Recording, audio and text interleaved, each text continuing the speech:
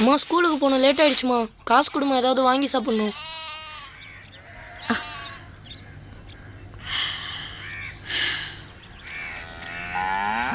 இந்தா.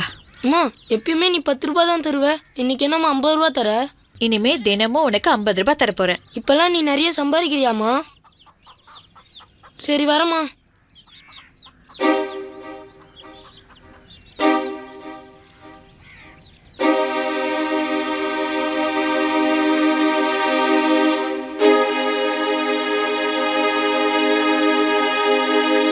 மா என்னப்பா? யாருமா என் ரூம்ல? அந்த பொண்ணு அவன் மெட்ராஸ்ல இருந்து பக்கத்து தெருவில் இருக்கிற அவங்க மாமா வீட்டுக்கு வந்திருக்கா. மெயில் செக் பண்ணணும்னு கேட்டா. சரி பாத்துக்கோன்னு சொன்னேன். அப்படியா? ம்.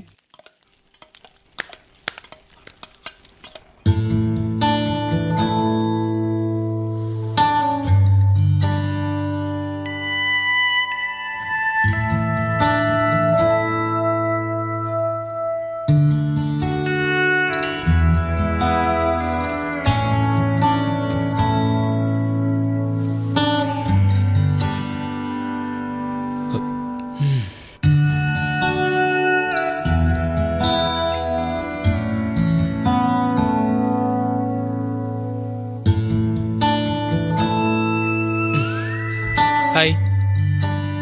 ஹலோ. என் பேரு Raja. B final year, KK college, சென்னையில் படிக்கிறீங்க. எல்லாத்தையும் ஆன்ட்டி சொன்னாங்க. உங்க பேரு? Sheela. BSc computer science first year படிக்கிறேன். லீவில் மாமா அத்தையை பார்த்துட்டு போகலான்னு இந்த ஊருக்கு வந்திருக்கேன். ஒரு மெயில் அர்ஜென்ட், அதான் ஆன்ட்டிகிட்ட கேட்டுட்டு. It's okay, carry on. Okay.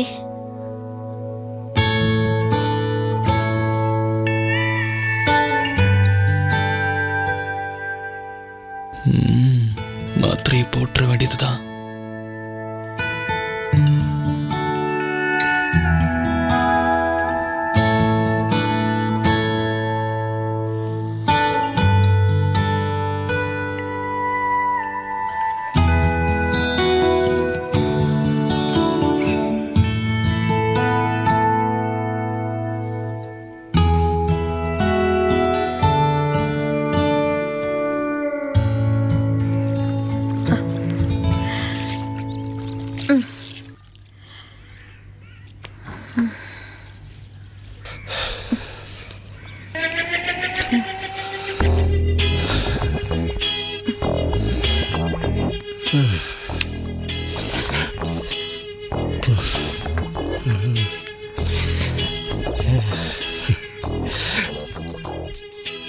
என்னையா என்னமோ இன்னைக்கு புது பொண்டாட்டியை பாக்குற மாதிரி பாக்குற? புள்ள பத்தாலும் எனக்கு நீ புது பொண்டாட்டி மாதிரி தாண்டி இருக்க. உனக்கும் எப்படியோ தான் இருக்கு. இருக்காதா பின்ன?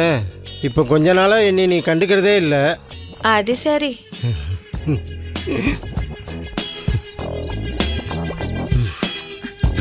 விடுங்க, கையை விடுங்க.